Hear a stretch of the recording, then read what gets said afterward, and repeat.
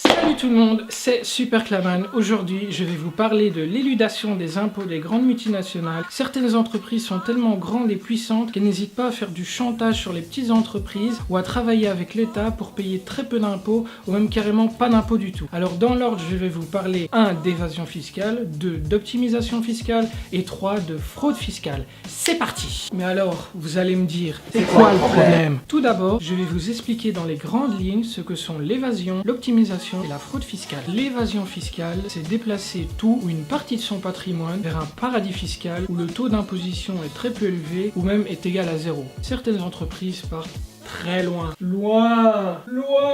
Alors il y a plusieurs exemples à ça, comme le Starbucks qui a établi certaines filiales dans des pays très intéressants fiscalement, comme la Suisse.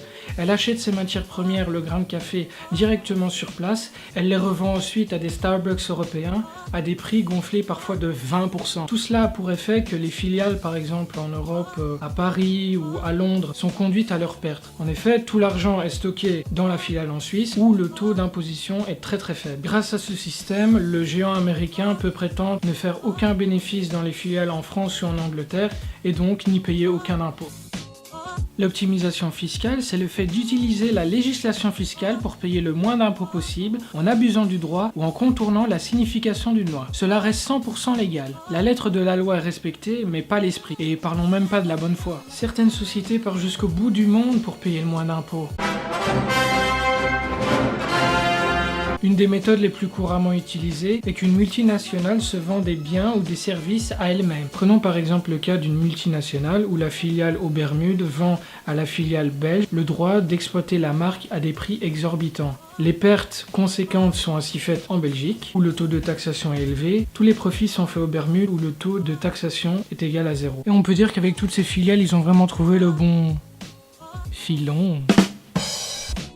Bon, la fraude, je vous apprends rien, vous savez qu'elle est illégale. Les grandes multinationales contournent la législation fiscale pour payer le moins d'impôts et c'est 100% illégal. Bon, vous allez rire, mais certains boss de grandes multinationales cachent leur argent sous le matelas. Un peu comme Capitaine Krabs, quoi. On peut dire que certains boss sont vraiment des rats avares d'argent. Alors cela pose bien évidemment des problèmes, Tout cet argent est un manque à gagner pour le fisc et ne rentre pas dans les caisses de l'État. Alors selon le site economie.gouv.fr, on estime la perte à entre 88 et 224 milliards d'euros dans le monde. Il y a donc un manque d'argent pour l'État et par conséquent les citoyens et les petites entreprises payent les pots cassés. Tout cet argent pourrait être utilisé pour améliorer notre éducation, notre système de santé, notre sécurité sociale, venir en aide aux travailleurs de l'État, lutter contre la faim dans le monde. Les régimes de faveur accordés à 50 grandes multinationales en Belgique coûtent à peu près 6,9 milliards d'euros. Il y a une forme d'injustice aussi pour les petites entreprises qui n'ont pas les moyens de délocaliser ou d'utiliser les grandes techniques d'évasion. Vous allez me dire pourquoi personne réagit? Que fait la police? Je me suis posé la même question, figurez-vous.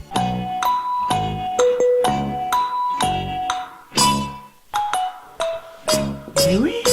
Ils ont enfin décidé à se bouger. L'OCDE, l'organisme de coopération et de développement économique, a mis en place un plan d'action constitué de 15 actions appelé le BEPS. Bon, les 2-3 du fond vont me dire c'est bien beau tout ça, mais en quoi ça consiste? Je vais vous expliquer en résumé parce qu'autrement ça prendrait des heures. L'une des principales actions de ce BEPS est l'encadrement des prix de transfert. En effet, c'est un outil qui est largement utilisé par les grandes multinationales pour exporter leurs profits dans les pays à taux de fiscalité zéro. Les profits seront désormais taxés là où est produite la valeur. La deuxième grande disposition clé de ce BEPS est d'obliger les grandes multinationales faisant un bénéfice de plus de 450 millions de déclarer leurs activités pays par pays. Ceci dans le but de créer un reporting qui sera utilisé par l'administration fiscale. Bon, en bref, les informations seront recueillies par le pays de résidence du groupe et transmises aux autres pays par un mécanisme d'échange d'informations. One eternity later. 31 pays signent enfin un accord de coopération pour l'échange automatique d'informations pays par pays à des fins fiscales. Ce reporting commencera en 2017-2018. Il était temps. Bon, si vous voulez consulter le plan d'action en entier, je vous ai mis un lien dans la description. C'est rapide, c'est simple. C'est facile, rapide et bon marché. Bon, c'est fini pour aujourd'hui. La semaine prochaine, on parlera de la politique irlandaise du 19e siècle et de William Molineux. Peace out!